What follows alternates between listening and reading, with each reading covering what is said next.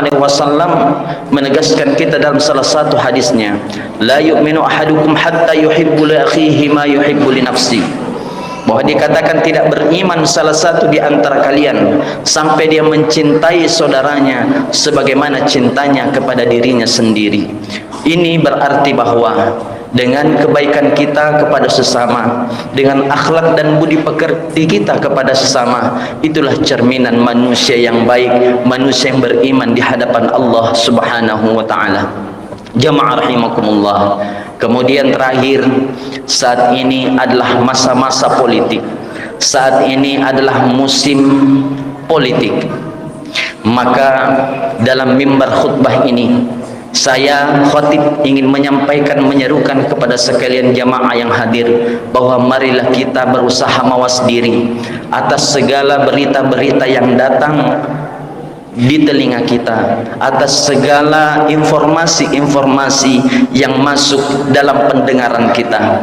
Tentunya sebagai manusia yang baik, ketika datang satu pemberitaan, maka terlebih dahulu kita harus meneliti baik-baik bagaimana sumber daripada berita yang kita terima itu, apakah benar atau tidak. Karena jangan sampai berita yang kita dengar kemudian tidak pasti kebenarannya dan kemudian kita sampaikan kepada orang lain.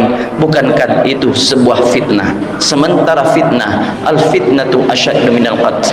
Maka untuk itulah Allah Subhanahu wa taala dalam surah Al-Hujurat ayat 6 memperingatkan kepada kita, ya ayyuhalladzina amanu, wahai orang-orang yang beriman, in ja'akum fasiqun, ketika datang orang fasik, binabain, membawa berita kepadamu, fatabayyanu, maka telitilah terlebih dahulu berita yang datang itu, antusibu qauman bijahalatin, agar kamu tidak merasakan atau tidak mencelakakan suatu kaum, bijahalatin, dengan kebodohan, fatusbihu ala ma fa'altum nadimin, yang akhirnya kamu menyesali dengan perbuatanmu itu.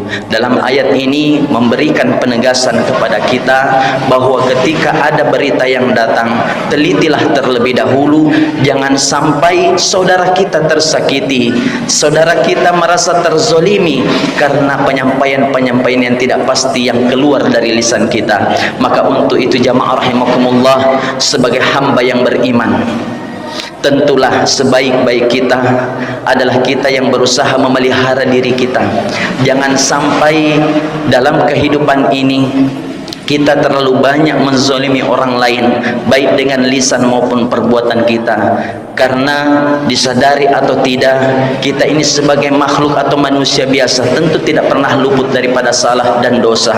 Maka jamaah rahimakumullah, maka untuk itu sekali lagi bahwa marilah kita berusaha menjaga ukhuwah Islamiyah, tali persaudaraan di antara kita. Jangan sampai karena kita berbeda warna, berbeda pilihan, sehingga satu dengan yang lain saling bertikai, sehingga satu dengan yang lain baku bombe atau tidak saling ngomong dan lain sebagainya. Itu bukan cerminan orang-orang yang beriman. Maka cerminan orang yang beriman adalah dia bersatu karena Allah Subhanahu wa taala.